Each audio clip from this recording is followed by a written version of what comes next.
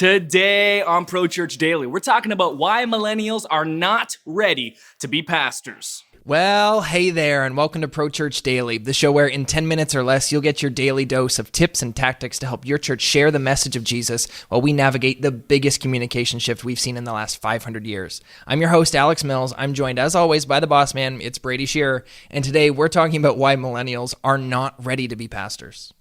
We're living through a very interesting time in culture and in ministry, Alex. Yeah. That is that pastors on average are 54 years old, lead Protestant pastors.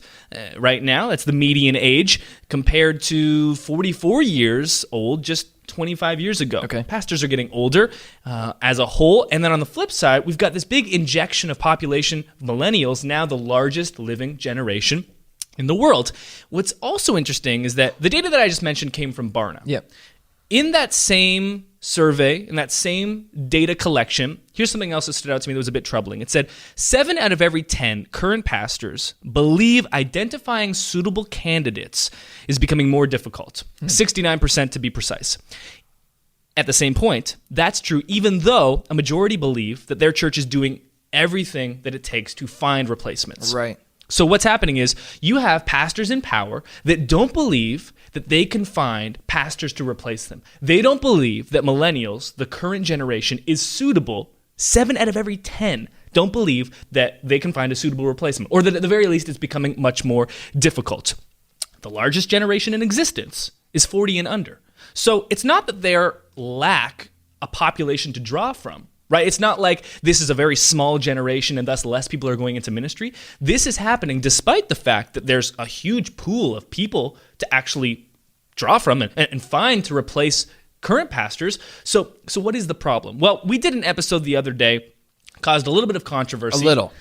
Episode number 4 of Pro Church Daily. It was called Why Pastors Are Too Old. And it was discussing that on a whole, the age of pastors is increasing, means less people are coming in and filling the spots. Why is this? Yeah. And I got a lot of messages from millennials, and I want to read a couple because I think that they explain and illustrate this point exactly. Yeah. The point that 7 out of every 10 pastors currently in power on the average median age of 54 don't believe that they can find an adequate replacement. Here's what some people said. First one, being 27 and on staff at a church that I grew up my whole life is so difficult. I never get taken seriously, and I'm always working against the norm. Someone else said, I recently stepped down from a church where the pastor was in his 50s, and one of the reasons why was because I didn't feel supported in my decisions and responsibilities. Coming to that decision was difficult because I had to do a lot of searching as to why I felt that way. Ultimately, I had a seat at the table, yes, but I felt like I was just being put up with, not a part of the actual team. Wow. Here's another one. I was in a church service and the older pastor said, quote, let me talk to the millennials for a minute. And then he proceeded to call all millennials lazy, entitled, ungrateful, etc. Wow.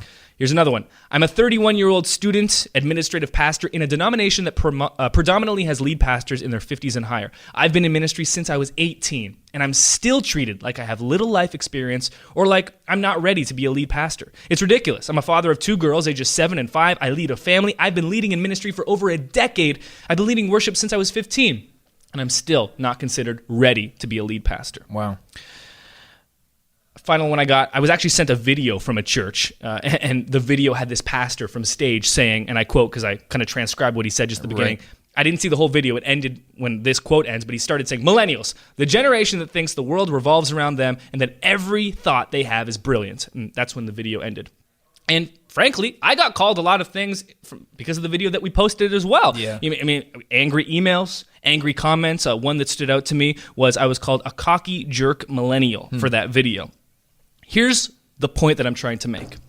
Whether these people are correct or whether they are incorrect, we as millennials have a branding problem. Because it doesn't really matter if we think that this older generation is being right or not. Maybe they're being unjust. It doesn't matter. Because we have a perception problem as millennials. Right. You can disagree with it. It doesn't really matter because people perceive it. Yeah. And one thing that we know about branding is that it's what people say about you when you're not in the room. It's what people think about you, regardless of what you say about yourself. And we as millennials have a perception and branding problem. We are, for whatever reason, considered lazy and entitled. And maybe some of those things are true. What I have found is that when you are in leadership, it is your responsibility to take ownership and to take personal responsibility for anything that comes your way. So, how do we respond to this as millennials? If people that are older, that are in charge, don't think we're ready to be pastors, don't think that we're ready to be leaders, that's their call. How do we respond? Because we're not in control of what they think. Right. I'm not in control if someone calls me a cocky jerk millennial. That's their call. How do I respond to it? That's the only thing that I can do. Yeah. And so, for instance, in this case, if you go and read the YouTube comments on Pro Church Daily Episode 4, and I highly encourage you to do so, you will see close to 100 comments, many of which are calling me out, criticizing me. And you know what I did? I watched that video again. I sat down and I said, okay, what can I learn from this? Because whether or not I think that I am in the right, I think I am justified for what I'm saying, I think that what I said was backed up by data, people are perceiving me in a different way. Right. And I have to take ownership of that. I have to take personal responsibility and say either that's how it is. Being a leader means being polarizing at times. Some people are going to agree. Some people are going to disagree. There's that saying in ministry, oh, if you're not getting resistance, you're not doing enough right. So you could go with that direction. Or you could say, I can learn something here. Yeah. I can grow. I can make adjustments and tweaks going forward so that I can be more embracing of things that I may have missed in the past. So you have to look inward. If this is how millennials are perceived, you have a decision to make. Don't be one of those millennials. Yeah. Don't be entitled. Don't be lazy. You have to earn it. This is the point. When you're young, you shouldn't get anything handed to you. Millennials have it tough. Right. The stock market crashed in 2008, right when we were entering the workforce, right when we were entering college. Yeah.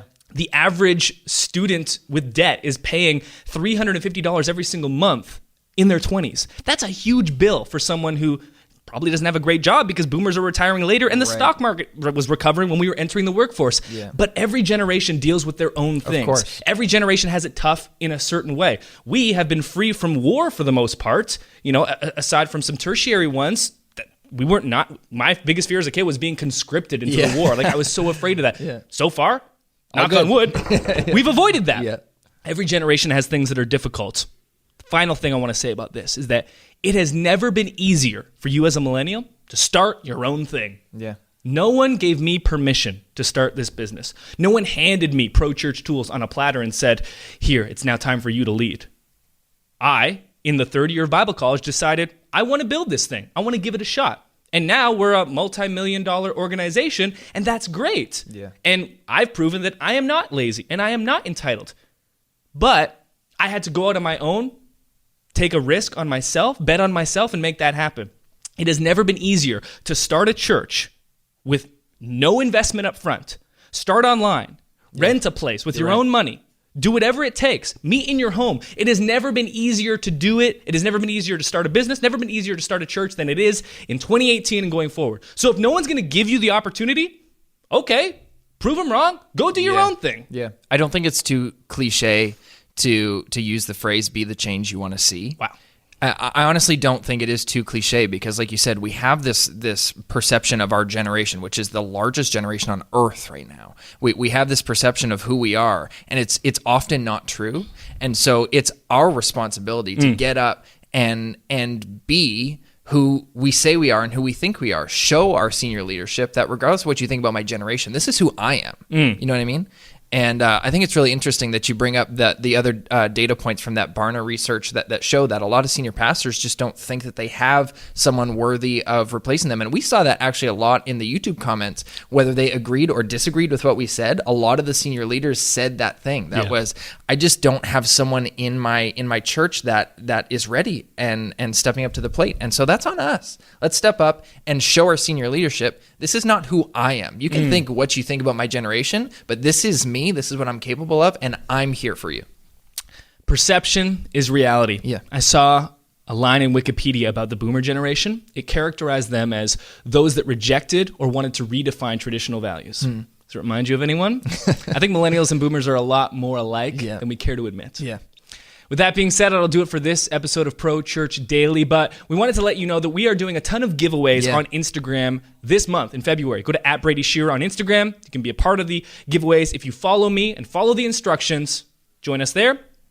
Be eligible for the giveaways. There you go. We'll see you tomorrow on the next episode of Pro Church Daily. Thanks for watching today's episode of Pro Church Daily. If you haven't already, make sure to subscribe to this channel and turn on notifications so you never miss another video. And if you like this video, it would mean the world to us if you give it a thumbs up. Thanks for watching. We'll see you tomorrow.